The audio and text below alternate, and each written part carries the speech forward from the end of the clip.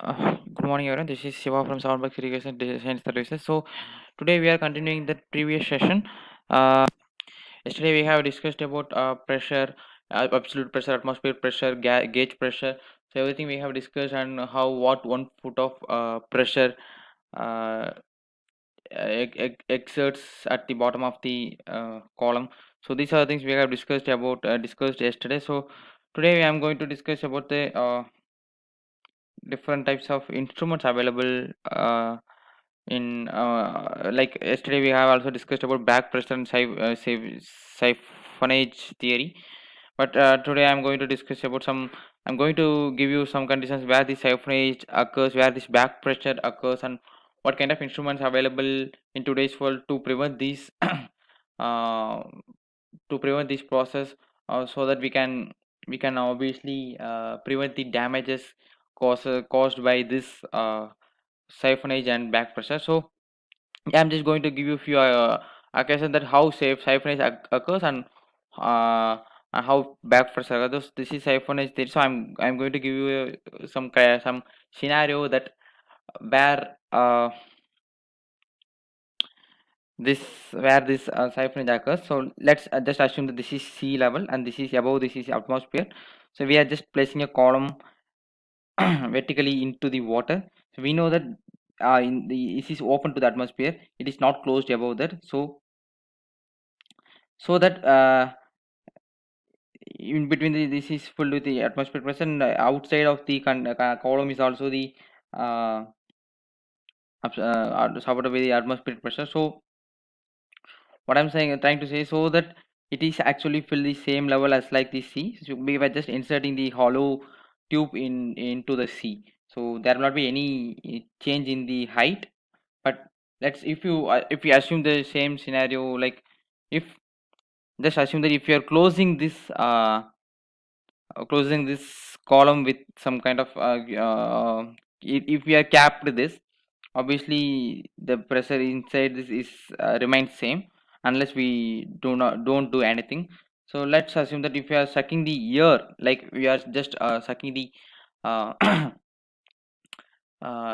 in straw, we are just stripping juice from the can, like that we are just take out the air from with the help of vacuum pump. Obviously what will happen in the sense, this air pressure will come out, so vacuum will create. Due to this vacuum, the water will start to rise like this.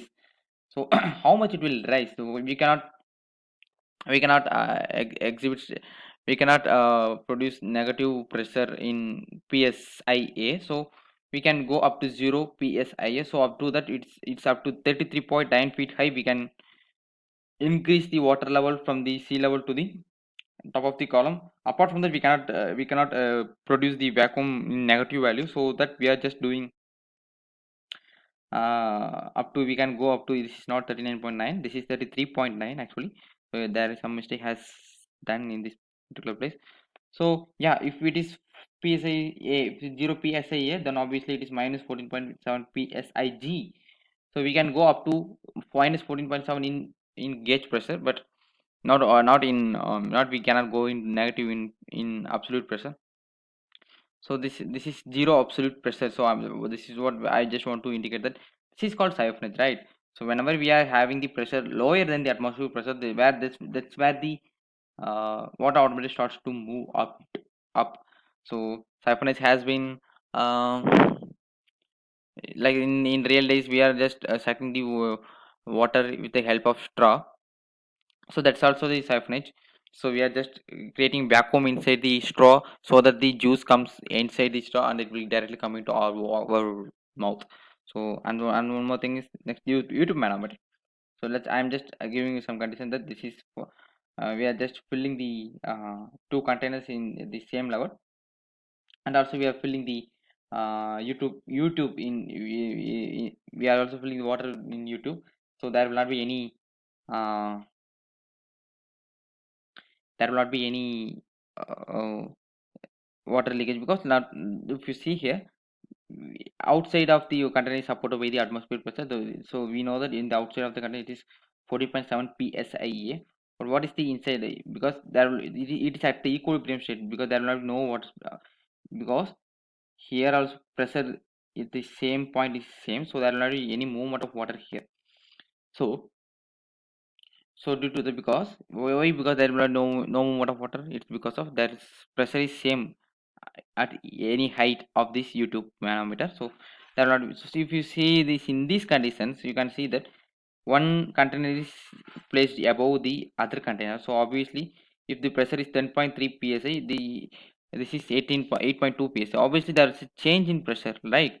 So usually fluid flow from the high pressure area to the low pressure area. So that's the principle behind that. We know that uh, similar like if you are taking the clouds has in sea area pressure is normally high, but in land areas its pressure is normally low. So that's so that the cloud has been moving from the sea area to the land area. So this is the concept behind this. Whatever the condition, everything is moving from higher pressure to the lower pressure. And this one is and one more example is back siphonage in the plumbing system as well. So that suppose we are just cutting off this supply line, and the water is and the pipe is submerged in the bathtub. Obviously the pressure in this area is decreased, and the is compared to this area. So water will start to move from this area to this area. So obviously due to this siphonage, it will start back to fall. So these are the conditions where this back siphonage can occur. So and one more thing is this is uh, negative pressure created by constricted flow. This is where the fertigation, we have heard about the fertigation venturimeter. So this concept has been widely used in such conditions. Like we know that, like say example, if we are using 2-inch pipe, here we are just constricting the flow to 1-inch pipe. So what will happen is that the velocity is increasing comparing to the velocity has increased in this area comparing to this area, because we have converged the area. So that what will happen if velocity has increased, automatically pressure will be decreased. So this is the concept, law conservation of energy, based on the principle of conservation of energy. So negative pressure may create in that. So that what can be, if you are connecting a line here, like if you are connecting a hole with the other so low pressure has been get, so the outside air can come into that, or the outside fluid can come into that. So this is how the fertigation has been useful all around the world. Next one is this is the booster pump. So generally in booster pump, the inlet pipe is obviously in small size compared to the outlet pipe, so that flow has been increased, and velocity has been increased, and pressure has been decreased. So this is the concept behind this booster pump. So it will increase the pressure outside, but in such conditions, maybe if it is connected to the pollution source, it will suck the water from the outside. It will come suck the water from the pollution source. So it's called back pressure. So due to the low pressure compared to this pollution pressure, in some cases it may be negative. If it is go below the atmospheric pressure, obviously this is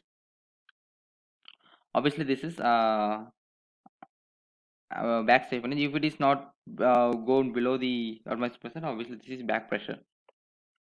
How to avoid this back pressure and back siphonage? So this is the things I'm going to discuss. There are 6 basic types of devices that can be used in the all over the world: vacuum breakers, air gaps, barometric loops. It has to be used now currently. Both atmospheric and pressure type. Double check with intermediate atmospheric vent, double check valve, and reduced pressure device. We generally use reduced pressure, double check valve. Sometimes atmospheric press atmospheric vacuum breaker. So these are the things. So this is the air gap. So you can see this. What we are doing is, so whenever we are just expose this opening to the atmosphere, obviously there will not be any back siphonage, because when back siphonage occurs, when the atmosphere is uh, and when the pressure is below the atmospheric pressure, obviously the water will start to suck. This is called the siphonage, right? So whenever we are exposing this pressure to the atmospheric pressure, obviously we will not have any uh, pressure which is below than the atmospheric pressure. So this has been, and some criteria we have to follow. We have to maintain a minimum distance of uh, diameter, double the diameter, so that it will be effective. Next one is atmospheric vacuum breaker. So this is the picture of atmospheric vacuum breaker. So you can see here, when the flow has been occurs, so this is called seal. It is free to move in the shaft, right? So when the water is flowing from this direction to this direction, due to the pressure from the downside, this seal will go up, and the water will flow in this direction. So whenever the water stops, the seal will go down and it will prevent the water from the again backside. So this is the principle of vacuum atmospheric vacuum breaker. So yeah, this has been used in the preventing the back siphonage alone. It is not useful to preventing the back pressure. So why? Because sometimes whenever the pressure has been some pressure has been occurred in the seal, the seal may not be working properly. So it is only useful whenever the back siphonage conditions occurs. And the installation is it should be installed above 6 inch above the last outlet, highest outlet. So these things we need to keep that in follow whenever we are installing this atmospheric vacuum breaker. So this disk is important for the preventing the back siphonage, because whenever the water seal comes down, this side is exposed to the atmosphere. If it is exposed to the atmosphere, automatically obviously it will reduce the, it will fill with the atmospheric pressure, so it will not have any pressure there below than the atmospheric pressure. So this is the concept behind this atmospheric vacuum breaker. So yeah, we have covered the today's session. So tomorrow we will discuss about the reduced RPZ, double check valve pressure, everything we will discuss about this in tomorrow. Thanks for joining.